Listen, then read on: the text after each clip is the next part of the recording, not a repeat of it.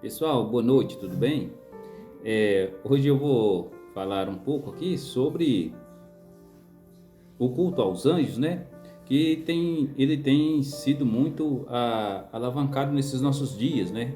Graças à internet, às mídias sociais, a gente fica sabendo de muita coisa horrorosa que está acontecendo no nosso meio, né?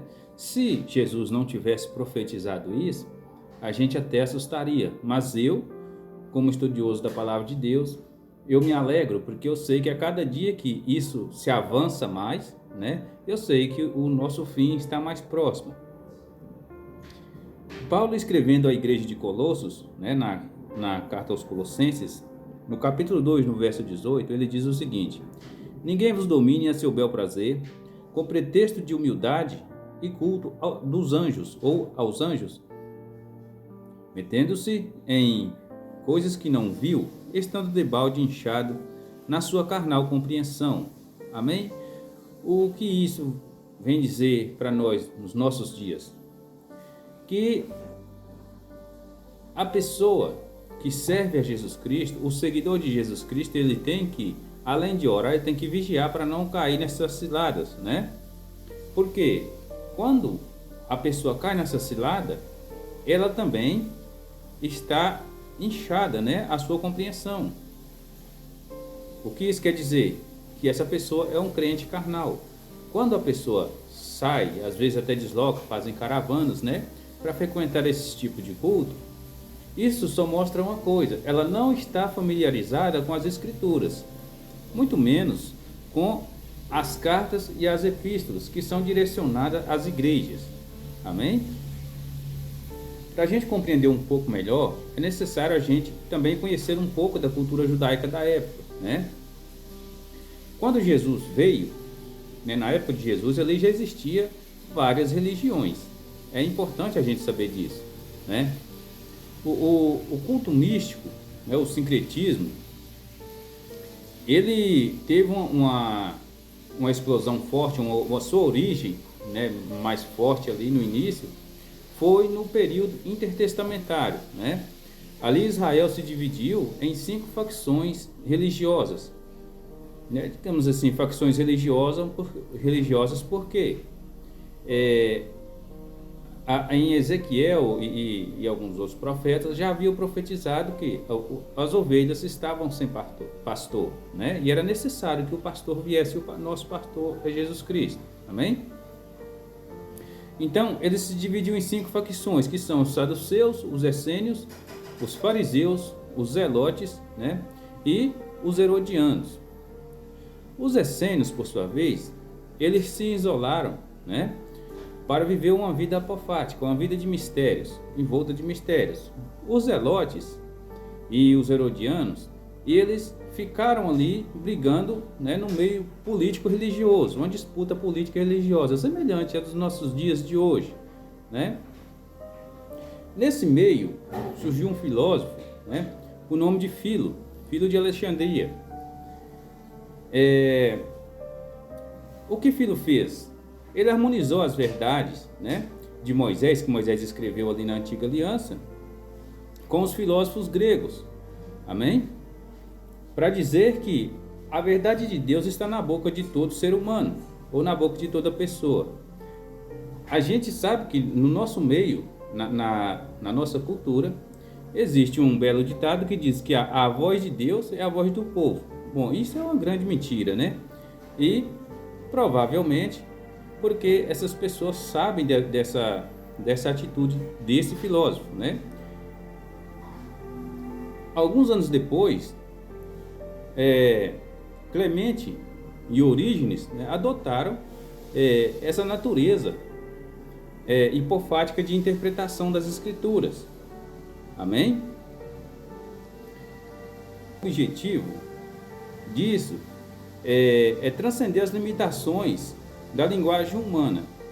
Amém? Ao se aproximar de conceitos, né, abstratos ou divinos. Ou seja, essa é a ideia principal, o objetivo dessa teologia, né?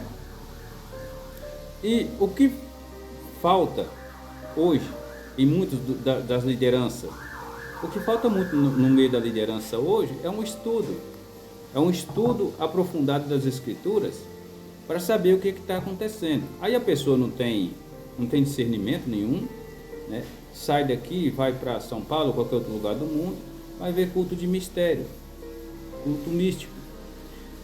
No Evangelho de João, no capítulo 5, ali nós temos ali uma ideia do que seja esse culto apofático. Ali retrata um episódio ali que um anjo descia e sacudia as águas. Aquilo era um culto aos anjos. Amém? Poderia ser um anjo? Sim, mas não de Deus, não da parte de Deus. Porque em toda a antiga aliança não existe nenhuma profecia dizendo que em Jerusalém teria um tanque dessa maneira, né? Um tanque de cura. Não existe isso na Bíblia, só existe aquele fato isolado. E creio eu que quando ele escreveu aquele texto ali, ele estava orientando aquelas pessoas a não voltarem a essas práticas de idolatria. Amém? Então, quando um pregador estiver ali ministrando uma palavra e ele te disser, em meio da igreja ali ou qualquer outro lugar, e o sujeito começar a dizer que está vendo um anjo, pode ser verdade? Pode. Na maioria das vezes é mentira, mas pode ser verdade? Pode.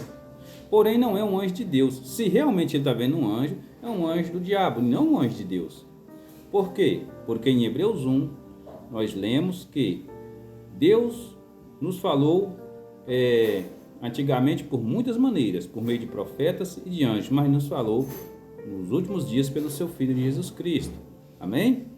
Então, não tem dessa de anjo ali, anjo acolá, não tem nada dessa natureza que sustente nas Escrituras, né? Esse tipo de culto. Isso é apenas mais uma idolatria, uma exaltação, né? Digamos assim, uma exaltação ao próprio diabo. Essas pessoas, a compreensão delas, como a palavra de Deus aqui está dizendo, elas estão inchadas, né? As suas compreensões estão inchadas, né? Não deixe que essas pessoas, não permita que essas pessoas, né?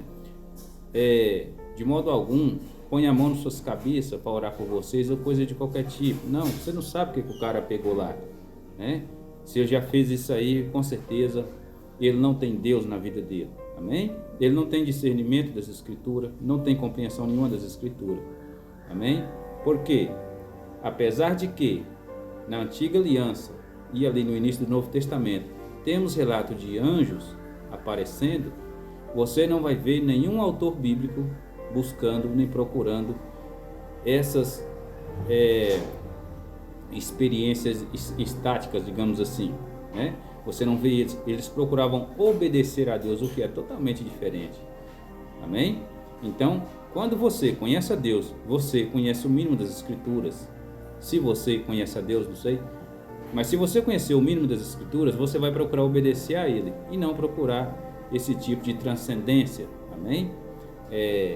Eu não me impressiono com dons nenhum, não me impressiono, não desprezo, mas não me impressiono com falar em línguas, não me impressiono com cura, eu não me impressiono com nada que venha desse tipo de gente. Amém?